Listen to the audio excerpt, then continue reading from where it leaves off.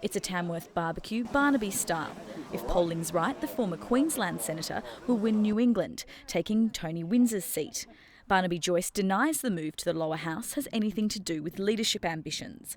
He says he offers the electorate stability after 12 years of an independent. I could see that the seat of New England, which is where I grew up, was basically going to be left in the lurch, and I had to put my money where my mouth was and go and stand. In Inverell, Tony Windsor's supporters pay tribute to the retiring MP's massive contribution to the community. And everybody here is only here for one reason, and that's to thank Tony.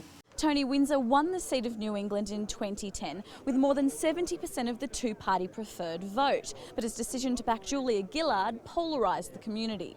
Mr Windsor believes history will judge him kindly for his achievements. I've always been more than happy to represent the views of the people within the electorate, and I think people have respected that, and I hope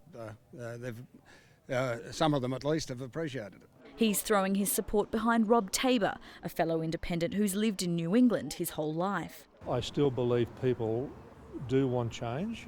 They don't want to support a party system.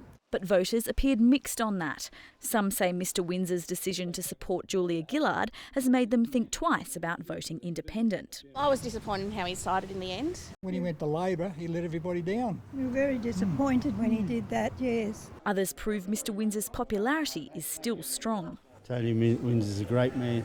I think this electorate's going to really miss him. Voters list health, education, strengthening farming and opposition to coal seam gas as their key concerns.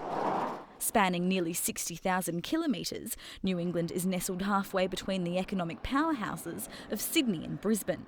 But business in the largely rural electorate isn't booming and voters are worried. I think it was 41 local businesses closed last year. So something's got to be done. You've got no economy if you haven't got the jobs. Armidale businessman and community leader Amin Amini has noticed a downturn. 1/3 of the shops in the mall are empty, so this indicates that how good business is in the mall. Constituents say MPs must put New England first or risk being voted out in the future.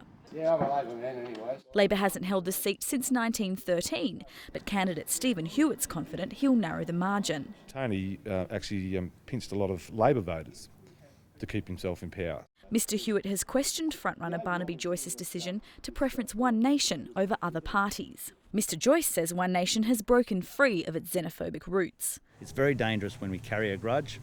You've got to forgive and forget and move on. Whether voters will forgive and forget will become clear on Saturday. Shalailah Medhora, World News Australia.